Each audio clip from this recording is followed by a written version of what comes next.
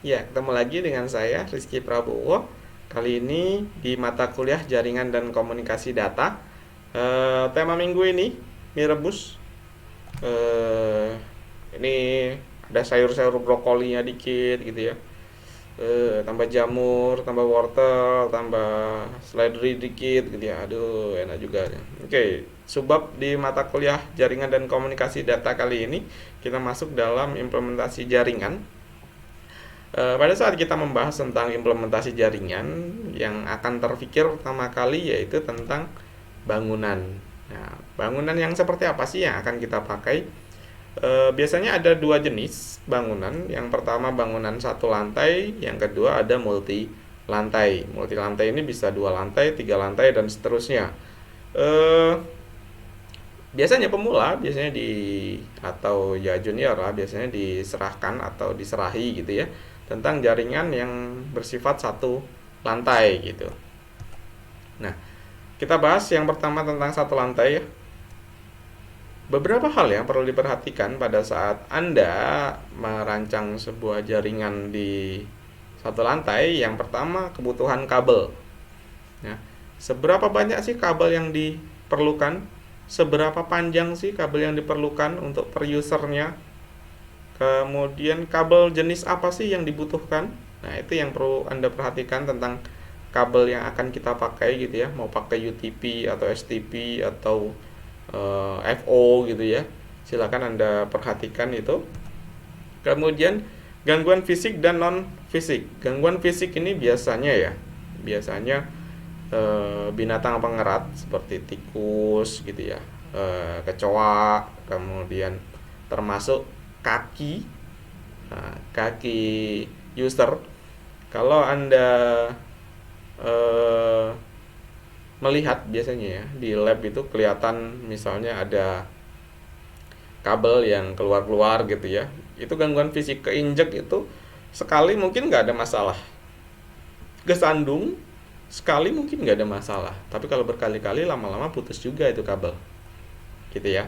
Kemudian gangguan non fisik ini biasanya dilakukan terhadap eh, medan elektromagnetis. Non fisik ini biasanya gangguan kabel listrik gitu ya. Kabel listrik yang dipakai itu jangan terlalu dekat dengan kabel jaringan, atau biasanya malah disatuin gitu ya dengan kabel listrik gitu ya. Jangan, itu biasanya mengganggu jaringan yang akan kita gunakan.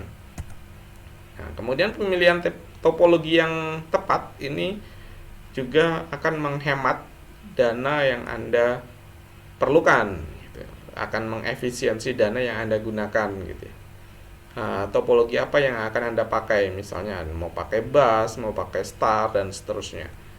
Kemudian tolong dipikirkan juga bagaimana perkembangan jaringan ini ke depannya. Mungkinkah bangunan akan dibuat dua lantai sehingga jaringan akan berkembang di dua lantai gitu misalnya, atau misalnya ke gedung lain gitu ya. Perkembangan jaringan ini perlu diperhatikan supaya tidak eh, merombak dari awal nanti pada saat ada perkembangan jaringan. Kemudian pemakai atau user, ini jumlah pemakai, tolong diperhatikan ini terkait dengan konektor, terkait dengan kabel, terkait dengan eh, switch yang Anda pakai gitu ya.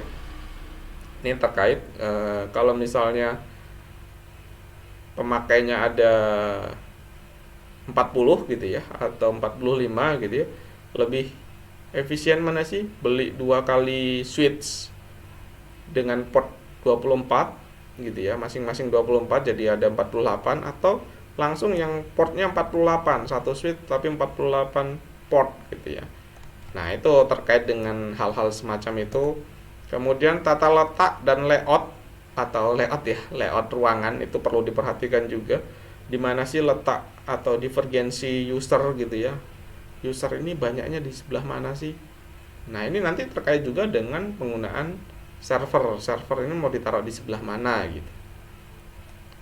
Kemudian tray ini beberapa orang menyebutnya trankin. Nah, ini semacam pelindung kabel. Jadi kabel itu dilindungi supaya tidak tersandung oleh kaki gitu ya, atau digigit oleh binatang pengerat seperti tikus, kecoa dan seterusnya. Ini gunanya tray itu. Nanti bentuknya seperti apa saya akan tunjukkan di akhir nanti. Oke, kemudian topologi. Topologi yang biasanya dipakai. Ini topologi apa? Masih ingat? Yang berderet seperti ini. Dari ujung ke ujung. Nah, ini di tengah ada repeater. Ini topologi bus. Oke. Nah, selanjutnya ini topologi apa ini? Nah, yang ini dari sini ke sini ini. Ini topologi star. Sedangkan yang di sini juga star. Tapi antara switch dengan switch ini topologinya bus. Jadi ini merupakan kombinasi antara topologi bus dengan star biasanya. Oke. Nah ya, busnya di mana? Ini. Nanti kalau ada switch lagi gitu ya, di sebelah sini gitu ya, ada switch lagi. Nah, dia kan ngebus dia atau berderet gitu ya. Seperti bus gitu ya. Oke. Kemudian ini, kali ini apa? Topologi apa? Silakan diperhatikan. Ini star. Ini star. Tapi antar switch topologinya apa? Ya, benar sekali, ini topologi ring kombinasi dengan star. Jadi untuk switchnya dia topologi ring, kemudian di masing-masing user ini menggunakan topologi star. Selanjutnya, pada saat Anda ingin menempatkan sebuah server gitu ya, ada beberapa hal yang perlu diperhatikan. Yang pertama, ruangannya harus khusus untuk server itu aja, gitu. nggak campur-campur gitu. Nah, kemudian bebas debu dan asap. Kenapa? Debu dan asap ini biasanya akan mengurangi kinerja dari si server itu sendiri. Mungkin awalnya sih nggak ada masalah karena debunya dikit gitu ya. Tapi lama-lama bertumpuk debu ya, kinerjanya akan menurun juga. Kemudian bebas binatang. Binatang ini tidak hanya binatang pengerat tadi ya, seperti tikus, kecoa gitu ya. Nah, tapi juga seperti nyamuk, lalat, ngengat, dan seterusnya. Kenapa nyamuk juga diperhitungkan? Semut juga ya. Nah, ini biasanya bikin konslet di bagian power supply biasanya. Nah, biasanya ngumpul di situ karena power supply biasanya ada LED gitu ya. Ada LED-nya biasanya masuk ke situ. Kalau cuma 1-2 nyamuk sih nggak ada masalah. Begitu banyak ribuan gitu ya, lama-lama bertumpuk, dia bikin short. Ternyata dia bisa menghubungkan gitu ya, jadi mayatnya si nyamuk tadi itu lama-lama bertumpuk, dia menghubungkan dua komponen biasanya. Nah, itu bikin short. Nah, begitu power supply jebol, kemana-mana biasanya. Atau power supply-nya misalnya nggak jebol tapi dayanya turun gitu ya. Nah, itu lebih bahaya lagi. Bisa kemana-mana, ke motherboard, RAM, dan seterusnya. Oke, itu binatang ya. Bebas dari binatang tentunya. Kemudian bertemperatur rendah tapi tidak lembab. Nah, ini biasanya server diletakkan di ruangan khusus tertentu gitu ya. Pendinginnya juga satu server gitu, satu pendingin, biasanya pakai air conditioner gitu ya. Dan biasanya kedap. Oke. Kemudian flexibility tentang topologi yang kita pakai, biasanya kita menggunakan single topologi gitu ya. Single topologi itu biasanya pakai mesh aja, atau pakai star aja, atau bus aja gitu ya. Satu gitu ya, single. Nah, tapi bisa juga multi topologi. Jadi kombinasi dari beberapa topologi. Misalnya yang tadi saya sebutkan ring dengan star gitu ya. Yang paling sering dikombinasikan itu biasanya star biasanya. Oke, misalnya nih bus dengan star gitu ya. Oke. Kemudian teknik merging antara dua topologi ini ada beberapa cara. Yang pertama teknik backbone, kemudian teknik cascade, kemudian teknik stack ya. teknik bridge gitu ya. Ini yang familiar. Nah, yang pertama teknik backbone. Backbone ini arti backbone itu tulang belakang ya. Misalnya Anda memiliki sebuah gedung gitu ya, sebuah gedung di beberapa lantai gitu. Misal di beberapa lantai. Nah, lantai pertama sudah selesai Anda kerjakan, lantai kedua sudah selesai, ketiga sudah selesai gitu ya. Nah, Anda mau hubungkan lantai 1, 2, 3 gitu. Nah, ini biasanya dibuatlah sebuah backbone atau jalur utama yang biasanya lebih besar kapasitasnya. Kalau setiap jaringan di setiap lantai itu biasanya menggunakan kabel UTP atau STP gitu ya. Nah, di backbone-nya biasanya menggunakan yang lebih hebat, lebih kuat, lebih handal. Biasanya pakai FO biasanya. Nah, jadi teknik backbone ini backbone-nya akan memiliki kapasitas yang lebih besar dibandingkan dengan kapasitas di user-usernya gitu ya, di setiap lantai gitu. Kemudian teknik cascade ini lebih mirip dengan perluasan jaringan gitu ya, yang tadinya satu lantai jadi dua lantai misalnya gitu. Anda udah setting satu lantai, ternyata gedung direhab jadi dua lantai, kita mau dibuat dua lantai gimana? Nah, ini perluasannya biasanya hanya menggunakan kabel UTP juga gitu ya, lebih mirip perluasan lah cascade ini. Untuk stack dan bridge, silakan Anda cari tahu tekniknya seperti apa sih, kemudian Anda berikan respon di forum vClass gitu ya. Silakan Anda jawab pertanyaan itu, dan nanti salah satu aja, bridge atau stack, salah satu aja ya. Gunakan bahasa Anda sendiri ngejawabnya, jangan copy paste. Kalau copy paste ya berarti curang ya. Kalau curang resiko tanggung sendiri-sendiri. Oke, itu yang tentang teorinya. Nah, ini addition tambahan berdasarkan pengalaman gitu ya. Pada saat Anda ingin bekerja di jaringan gitu ya, tentu akan berhubungan dengan switch, hub, kemudian server gitu ya biasanya. Nah, ekspektasi Anda, harapan Anda bentuknya seperti ini, switch atau server gitu ya. Harapannya seperti ini atau seperti ini gitu ya. Wah, ini rapi di bundel satu-satu gitu ya. Nah, itu harapan. Tapi pada kenyataannya yang Anda akan temui biasanya seperti ini. Tarang, ya, acak-acakan nggak jelas gini, bikin takut manusia gitu ya. Atau seperti ini, kalau di switch misalnya, nggak jelas ini apa, ini kayak mie di bawahnya ini ngerwol-ngerwol gitu ya. Ini mie goreng ya. Oh iya, mie goreng nggak pakai kuah ini. Oke, seperti ini yang akan Anda temui kenyataan di lapangan gitu ya. Nah, supaya tidak bingung, ya kayak gini ya, memang udah kayak gini mau gimana lagi gitu kan. Anda kan biasanya ngikut duluan gitu ya. Salah satu cara untuk mengatasinya, nah di ujungnya ini harus Anda kasih label. Di ujung-ujungnya dikasih label. Nah, ini supaya Anda tidak bingung.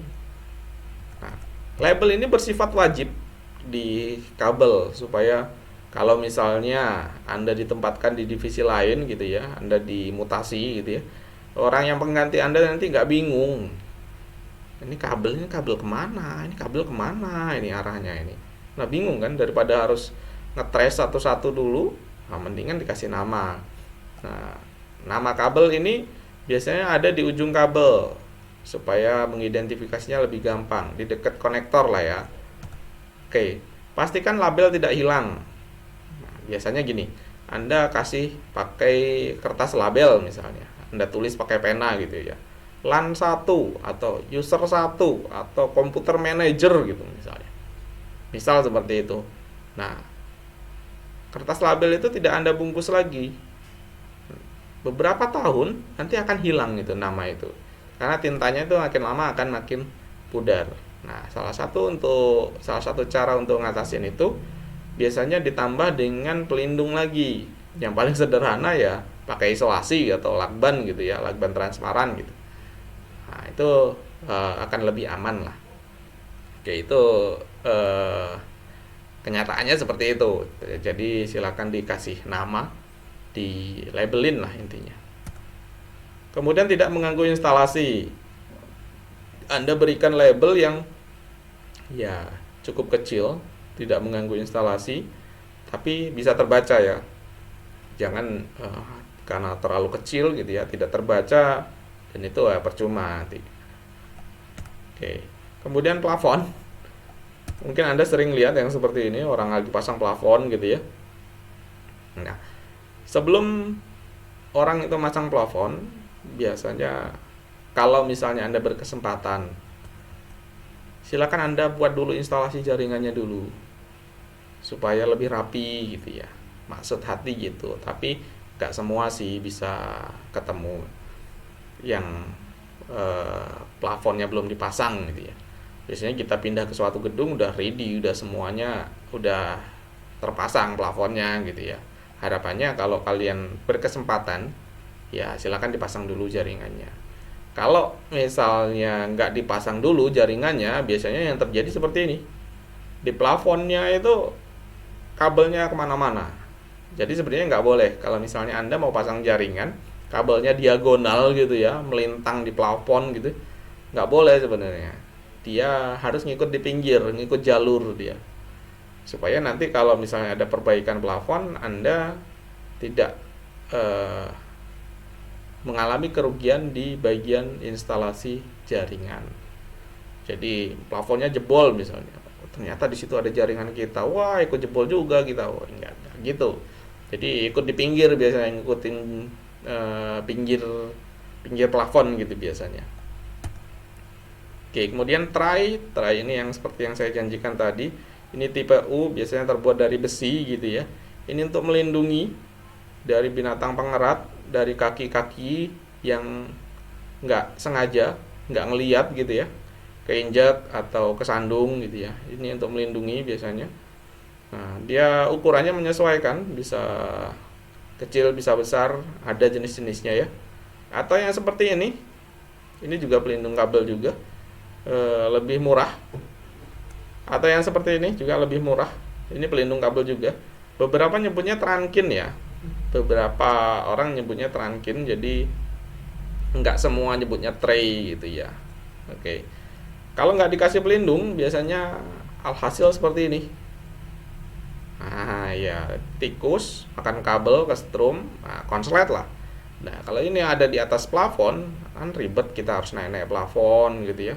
Mendingan dari awal dikasih pelindung sebelum terjadi hal-hal yang seperti ini. Kemudian peralatan standar yang biasanya dipakai, crimping, ya ini belilah. Kalau misalnya suatu saat Anda diminta pasang jaringan, paling nggak Anda sudah punya lah ini. Crimping ini 35.000 kalau nggak salah. 35 ribuan ada ini. Yang standar lah. Ini multifungsi, bisa jadi palu, bisa jadi gunting, bisa jadi pengupas kabel gitu ya, macam-macam ini. Bisa buat ngetok kawan kalau lagi gila gitu. Ya oke. Itu crimping. Kalau yang ini opsional ya, ini tester, ini opsional.